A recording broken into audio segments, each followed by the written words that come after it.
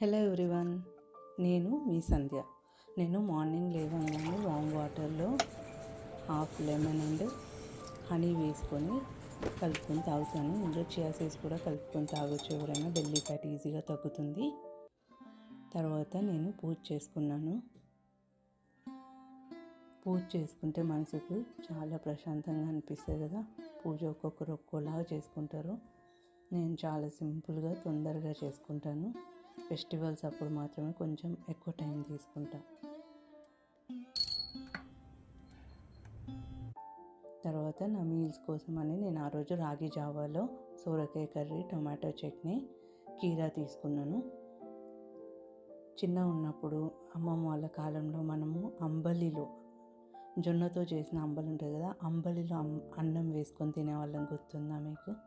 నేనైతే అలా తినేదాన్ని.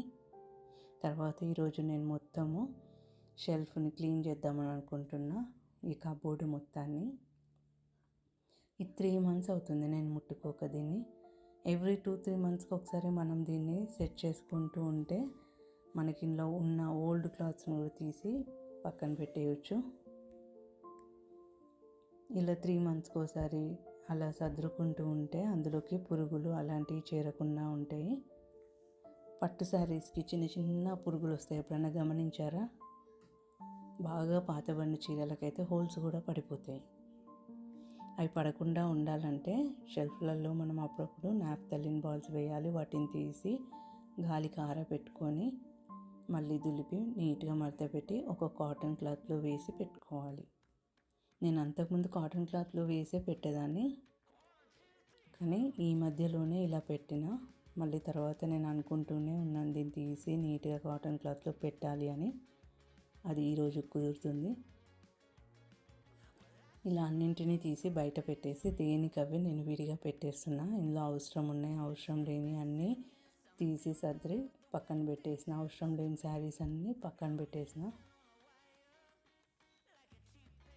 ఇలా అన్నింటినీ ఒకదాని మీద ఒకటి నీట్గా పెట్టేసుకొని పెట్టుకోవచ్చు.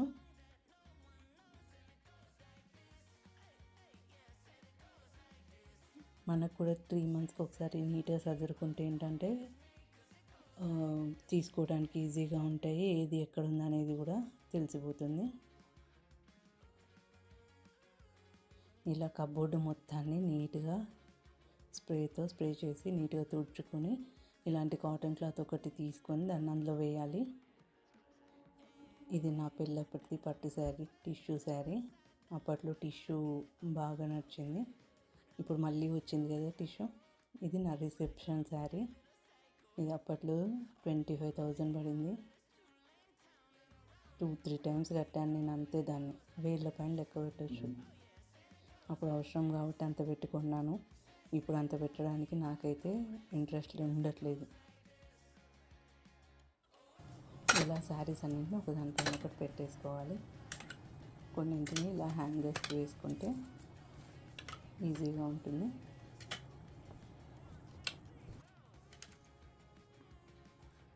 నేను ఎక్కువగా డ్రెస్సెసే వేసుకుంటాను శారీస్ కంటే. శారీస్ని కొంచెం పార్టీ వేర్గా కానీ చిన్న చిన్న అకేషన్స్కి తప్ప ఎక్కువగా శారీస్ని కట్టుకోను. ఇలా కాటన్ క్లాత్లో కప్పేసి పెట్టుకోవాలి. పురుగులు చేరకుండా నీట్గా ఉంటాయి. తర్వాత అందులో నాప్థలిన్ బాల్స్ కూడా వేసుకోవాలి. నా దగ్గర లేవు ప్రెజెంట్. నేను బ్లౌజెస్ అన్నింటినీ ఇట్లా ఒక బ్యాగ్లో పెట్టేసి పక్కన పెడతాను ఎప్పుడు. అవి చాలా రోజులు అయినాయి కాబట్టి ఎలా అతుక్కున్నాయో చూడండి. మధ్య మధ్యలో మనం తీస్తూ పెడుతూ ఉంటే అవి అతుక్కోకుండా ఉంటాయి. కొన్ని కవర్స్లో కూడా పెట్టి ఉంచాను నేను, షైనింగ్ అలా పోకుండా ఉంటాయని. ఇది నా చేతులతో చేసిన ఎంబ్రాయిడరీ వర్క్. నేను హ్యాండ్ వర్క్ కూడా చాలా బాగా చేస్తాను. మగ్గం work, hand work, fashion designing అంటే నాకు చాలా ఇంట్రెస్ట్. ఇది కూడా నేను చేసిందే. ఫుల్ వర్క్ చేశాను దీనికి. నాకు చాలా ఇష్టం ఆ బ్లౌజ్ అంటే. ఇలా బ్లౌజెస్ అన్నింటినీ నీట్గా మడతేసి ఇట్లా ఒక బ్యాగ్లో పెట్టేసి పెట్టుకోవాలి. అవసరం ఉన్నప్పుడు తీసుకొని మళ్ళీ నీట్గా పెట్టేసుకోవచ్చు. దుమ్ము పడకుండా ఉంటుంది, వాటికి కూడా షైనింగ్ పోకుండా ఉంటుంది. వర్క్ చేసిన వాటికి కూడా. నేను ఎవ్రీ షిఫ్టింగ్ అప్పుడు ఇట్లా అన్ని లేబుల్స్ చేసి ఉంచుకునేదాన్ని. తర్వాత కింద ర్యాక్లో అన్ని శారీ పెట్టికోట్స్, డ్రెస్సెస్ అలా పెట్టుకున్నాను.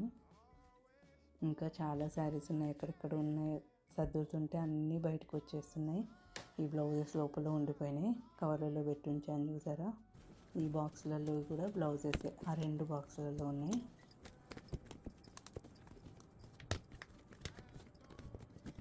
ఇలా బాక్సులలో పెట్టి కూడా మనం పెట్టి ఉంచుకోవచ్చు. ఇది మా పెద్దమ్మాయి 21st అప్పటి శారీ. అప్పుడు బాందిని శారీస్ ఫ్యాషన్ కదా, చాలా బరువు ఉంది ఆ శారీ.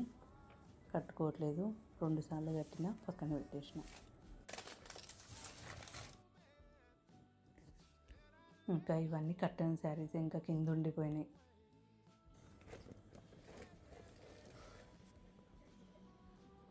బట్టలు ఎక్కువగా ఉంచుకోకూడదు, మనకు అవసరం ఉన్నంత వరకే ఉంచుకోవాలి.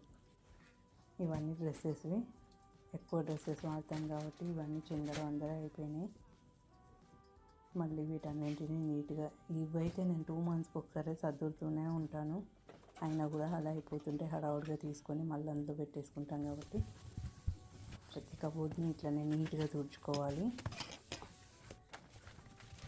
తర్వాత ఇలా పేపర్స్ వేసుకొని, నీట్ పేపర్స్ని నాప్థలిన్ బాల్స్ వేసుకొని, తర్వాత బట్టలన్నీ ఇలా నీట్గా ఒకదానిపైన ఒకటి సర్దేసుకోవాలి.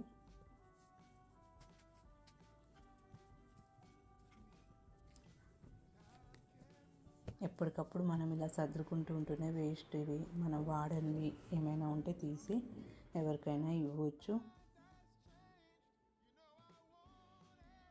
నేను ఎక్కువగా మా మెయిడ్ పిల్లలకి, మా మెయిడ్కి అలా ఇచ్చేస్తూ ఉంటాను. వాళ్ళు వేసుకుంటారు, లేదంటే వాళ్ళకి ఇచ్చుకుంటారు.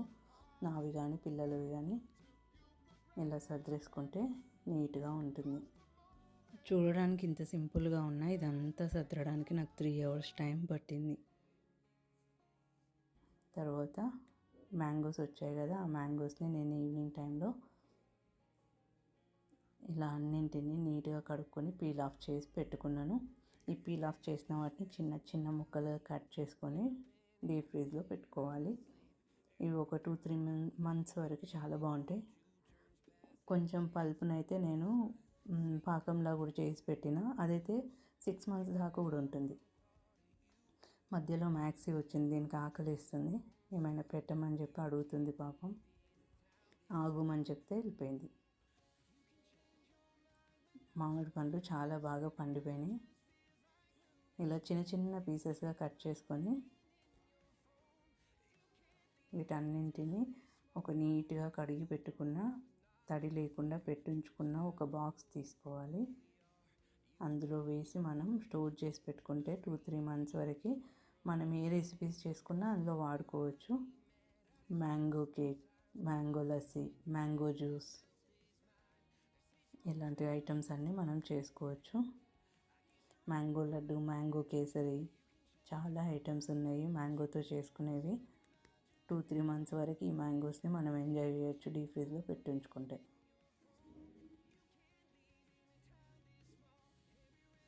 నేను ఎక్కువ మీల్స్ అలాంటివి ఏమి ప్రిపేర్డ్ చేసి ఏమి ఉంచుకోను. ఇది రేర్గా వస్తాయి కాబట్టి మ్యాంగో సీజనలే కాబట్టి ఒక మ్యాంగోస్ పెట్టుకుంటా, ఇంకొకటి అల్లం వెల్లుల్లి పేస్ట్ ఒకటి పెట్టుకుంటాను.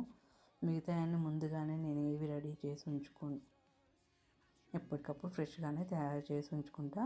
ఇలా బాక్స్లో పెట్టేసి ఉంచుకున్న వాటిని మూత పెట్టేసి తడి తగలకుండా తీసుకెళ్ళి డీప్ ఫ్రీజ్లో పెట్టుకొని మనకు అవసరం ఉన్నప్పుడు తీసి వాడుకోవాలి, తడి తగలనివ్వద్దు. తర్వాత ఈ టేబుల్ అంతా క్లీన్ చేసుకున్నాను. ఓకే అండి, మరి సబ్స్క్రైబ్ చేసుకోండి. బాయ్.